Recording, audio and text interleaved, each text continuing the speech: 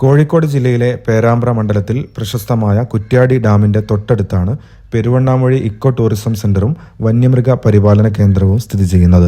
ഇവിടുത്തെ കാഴ്ചകളും ഈ കേന്ദ്രത്തിന്റെ ഇന്നത്തെ അവസ്ഥയുമാണ് നമ്മൾ ഈ വീഡിയോയിലൂടെ പങ്കുവെക്കുന്നത്.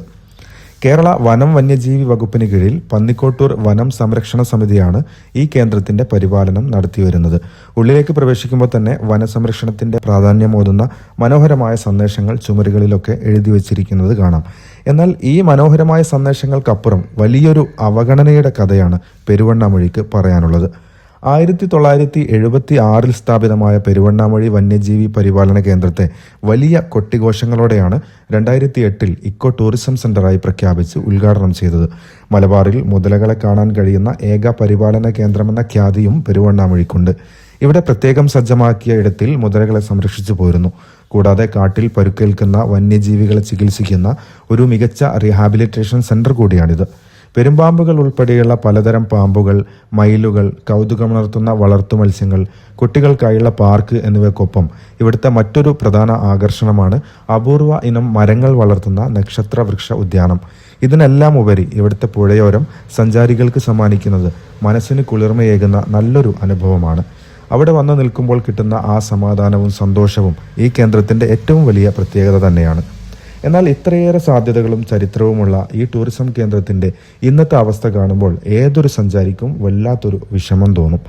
ടിക്കറ്റ് എടുത്ത് ഉള്ളിൽ കയറുന്ന സഞ്ചാരികൾക്ക് പലപ്പോഴും നിരാശയോടെ മടങ്ങാനേ ഇന്ന് വകയുള്ളൂ. വലിയ തുക മുടക്കി തുടങ്ങിയ ഈ പ്രൊജക്റ്റ് വർഷങ്ങൾ കഴിഞ്ഞിട്ടും കാര്യമായ പുരോഗതിയില്ലാതെ ഇങ്ങനെ നിൽക്കുകയാണ്. വെള്ളം കെട്ടി നിർത്തിയിരിക്കുന്ന സ്ഥലങ്ങളാകട്ടെ കൃത്യമായ ക്ലീനിങ് ഇല്ലാതെ അഴുക്കുകളൊക്കെ നിറഞ്ഞ് വളരെ പരിതാപകരമായ ഒരു അവസ്ഥയിലാണ്. പൊളിച്ചു മാറ്റിയ ഷീറ്റുകളും മറ്റ് അവശിഷ്ടങ്ങളും പലയിടത്തായി കൂട്ടിയിട്ടിരിക്കുന്നത് ഇവിടുത്തെ ഭംഗി പൂർണ്ണമായും കെടുത്തുന്നു. ചില ഭാഗങ്ങളാകട്ടെ വന്യമായി കാടുകൂടി കിടക്കുകയാണ്. കുട്ടികളുടെ പാർക്കിലെ റൈഡുകൾ പോലും കൃത്യമായ മെയിൻ്റനൻസ് ഇല്ലാതെ നശിക്കുന്ന കാഴ്ച സങ്കടകരമാണ്. അത്യാവശ്യം വൃത്തിയുള്ള ബാത്റൂം സൗകര്യങ്ങൾ ഇവിടെ ഉണ്ടെന്നത് മാത്രമാണ് ഒരാശ്വാസം. മൊത്തത്തിൽ നമ്മൾ ഈ കേന്ദ്രത്തെ അടച്ചാക്ഷേപിക്കുകയല്ല, മറിച്ച് വലിയ സാധ്യതകളുള്ള ഈ ഇടത്തെ മികച്ച രീതിയിൽ മാറ്റിയെടുക്കണം എന്ന് മാത്രമാണ് ഓരോ സഞ്ചാരിയും ആഗ്രഹിക്കുന്നത്.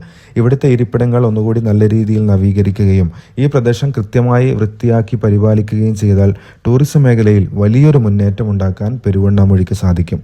കേരളത്തിൽ പുതിയ സർക്കാരൊക്കെ വന്നിരിക്കുന്ന ഈ സാഹചര്യത്തിൽ അധികൃതരുടെ ശ്രദ്ധ ഈ കേന്ദ്രത്തിലേക്ക് അടിയന്തരമായി പതിയേണ്ടതുണ്ട്.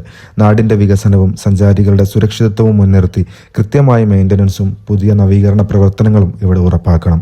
അങ്ങനെ ചെയ്താൽ ഗവൺമെന്റിന് വലിയൊരു വരുമാന മാർഗവും നമ്മുടെ നാടിന് അഭിമാനമായി ഈക്കോ ടൂറിസം സെന്ററിനെ മാറ്റിയെടുക്കുകയും ചെയ്യാം. ഈ അവഗണനയെല്ലാം അവസാനിപ്പിച്ച് പെരുവണ്ണാമൊഴിയെ പൂർണ്ണ പ്രഭാവത്തോടെ നിലനിർത്താൻ അധികൃതർ അടിയന്തരമായി ഇടപെടും എന്ന് നമുക്ക് പ്രത്യാശിക്കാം.